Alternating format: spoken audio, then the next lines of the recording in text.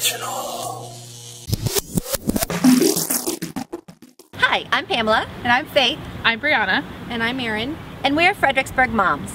Today, we're here at Hurricane Park talking with Breanna from Damsel in Defense about safety. Join us every Thursday for cool things to do with Fredericksburg Parent. And be sure to check out their calendar at fredparent.net.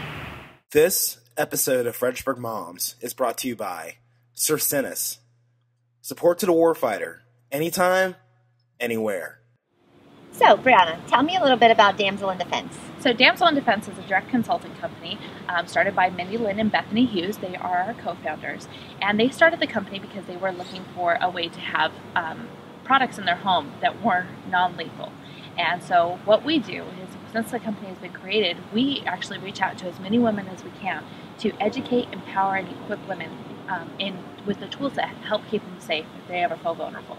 I love that. Educate, empower, and equip women. Yes. That's amazing. I love that tagline. So, do you want to talk to us today about what some of the products you have here are and what they do? Yeah, I would love to. Okay. So I'm going to go ahead and start with our Security on the Go products. Mm-hmm. With our Security on the Go products, a lot of women are always on the go. You know, we're taking our kids to daycare, we're taking our kids to the park, we're going to the mall, we're going to work. And when we keep up with all these things, a lot of times we're not prepared for those really bad emergencies. Say, for example, you get stuck in the middle of the freeway because your car just dies. Say you ran out of gas. I mean, I know I have. So in here, we actually have pink jumper cables. There's pink jumper cables. There is a emergency purified water, an energy bar. There is also a first aid kit right here in the front. If you are stuck at night, go ahead and pull this out and you can actually have a reflector right here. And with that reflector, when cars shine their lights on it, it's going to be able to alert them that you're there.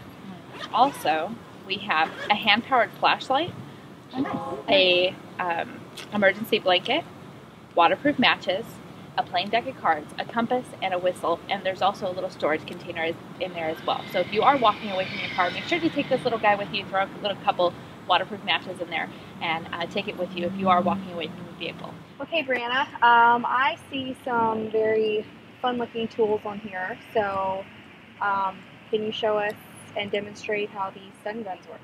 I would love to. So do you guys know the difference between a stun gun and a taser? No. Okay, so have you ever watched Cops? Yeah. Okay, everybody's watched Cops. So Cops, when they actually have a taser on them, and when they actually pull out and deploy that taser, it shoots up to about 17 feet. It has prongs that shoot out, go into your attacker's skin, and it causes complete paralyzation of the muscles. So what a stun gun does, you actually have to have direct contact. So you actually have to touch the eyes. I know it's not on. It's definitely not on. The great thing about a lot of our stun guns is they actually have a safety disable pin. So I can go ahead and be carrying this. If my attacker were to take it away from me, the pin pulls out and it's completely disabled. So with the pin in, it is now completely active, and 1, 2, 3, pull it out, turn it on, it's not going to work. So I don't have to worry about my kids getting a hold of it either. I'm going to go ahead and plug this back in. So all of them come equipped with a flashlight. And this flashlight on here is extremely high powered, so you can even shine it up and blind your attacker if they're coming towards you. Right here you have red light means it's live, okay? And loud noise warning, 1, 2. This one carries 7.5 million volts. A law enforcement taser carries 500,000 volts. And also, law enforcement taser carries 1 to 2 milliamps. This is a 4 to 6 milliamps. So the difference between voltage and amperage is voltage is the amount of electricity, and amperage is how fast it's moving through that electricity. So again, 7.5 million volts, 4 to 6 milliamps. So you're going to hit somebody hard with that. You got it. And it's actually, it's very likely to leave a mark. You want to make sure that when you do use a stun gun, you go for the core areas. You can go for the inner side of the thigh on the quad, because the quad is a larger muscle. And what a stun gun does is it actually causes the muscles to contract. Causes the muscles to contract. And have you ever fallen asleep on your arm before? You get that tingly feeling. It's going to cause that as well. So wherever you end up hitting them, they're going to have that tingly feeling because it's messing with the neurological system as well. And then your muscles are contracting, and that's going to be able to deter your attacker. So if they are on top of you or they are even next to you, the great thing about stun guns is you can use them as a deterrent. So they're coming up to you and they're approaching you, you can go ahead and say, "Get back!" Yeah. And that's going to deter them because nobody wants to know what that amount of electricity is going to do to them. So if I'm out at night and I'm walking alone, what are some safety tips that you can give me? So the biggest thing that I can tell you is stay aware of your surroundings. That is going to be your biggest thing. If you're staying aware of your surroundings, then you're going to be able to know if something's coming at you. Make sure that you're using all 5 senses. If you've got headphones in your ears, make sure you take one out. And the biggest thing to remember is if you are running with headphones and you think that just by taking one headphone out is going to keep you aware of your surroundings, it's not. Make sure you're switching them. Because what happens is that music's blaring in that ear, and then you're toning out everything in this ear. So make sure you're switching them, and as you switch them, then you can go ahead and you're more aware of what's going on around you. That is, yeah, you definitely want to make sure that you're staying aware of your surroundings. This is going to be your safety 101 for today. The other thing that I can tell you is if you do happen to see somebody approaching you because you are staying aware of your surroundings and you don't feel comfortable with them, you can go ahead and tell them, "Get back." And if they're still approaching you, this is our great little runner glove. Go ahead and put this glove on. It's very lightweight, and I love this because when I'm out running, I can actually be hands-free, and I don't have to actually be gripping anything in my hand like some of our other pepper sprays. Our pepper spray has a glow-in-the-dark nozzle, and all you have to do, it has a simple movement. All you have to do is turn and spray, and this will spray anywhere from 12 to 18 feet.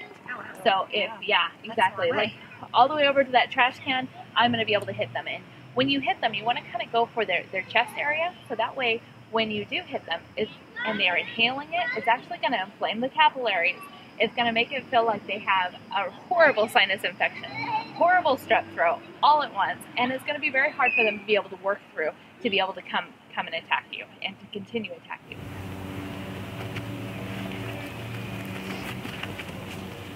Biggest thing that I teach when I'm teaching is you don't want to stay and fight. You want to make sure that you're staying out of the situation. If you're not there in the first place, they can't fight with you. So make sure that you are providing yourself an opportunity for escape and you're taking your attacker by surprise.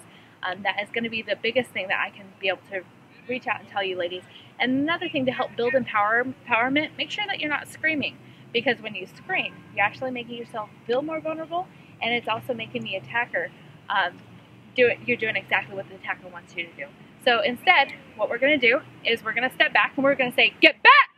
And you're going to use that diaphragm. And by using that diaphragm, it's building your confidence and you're ready to fight. And a lot of times, if you are in an attack situation, when you do fight, and even if you're only fighting for 10 seconds, you're actually more likely to deter the attack or the crime that was intended to be carried out.